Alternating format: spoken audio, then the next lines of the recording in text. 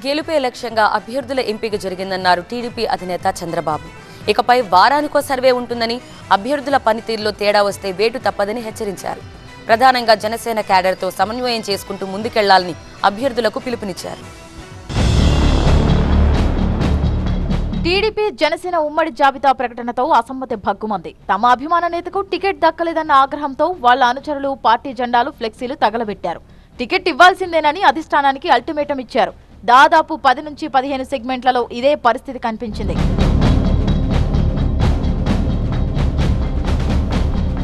ఓవైపు అసంతృప్తి జ్వాలలు ఎగిసిపడుతుంటే ఇంకోవైపు అభ్యర్థుల పనితీరుపై ప్రత్యేక దృష్టి సారించారు టీడీపీ అధినేత చంద్రబాబు. 94 మంది అభ్యర్థులతో వీడియో కాన్ఫరెన్స్ నిర్వహించారు. వచ్చే 40 రోజులు అత్యంత కీలకమన్న చంద్రబాబు ప్రభుత్వ విధానాలతో పాటు స్థానిక వైసీపీ ఎమ్మెల్యేల పనితీరును ఎండగట్టేలా కార్యక్రమాలు రూపొందించుకోవాలన్నారు.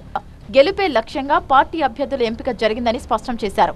సంతానలేమి సమస్యతో బాధపడుతున్నారా? చింతించకండి. సుమారు 90,000 జంటలకు ఆనందం నింపింది ఓఎస్ఎస్ ఫర్టిలిటీ. ఈ రోజే 7825893600 కి కాల్ చేయండి. సంతానోత్పత్తి చికిత్సపై భారీ డిస్కౌంట్లు పొందండి. గుడ్ న్యూస్ చెప్పండి.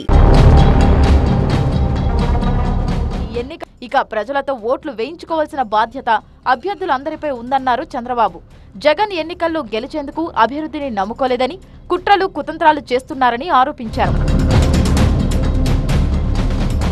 ఎన్నికల వరకు రోజువారీ చేపట్టాల్సిన ప్రణాళికపైన అభ్యర్థులతో చర్చించారు చంద్రబాబు. ఇకపై వారం వారం సర్వే ఉంటుందని, పనితీరు సరిగా లేకుంటే అభ్యర్థుల్ని మార్చేందుకు వెనకడబోనన్నారు.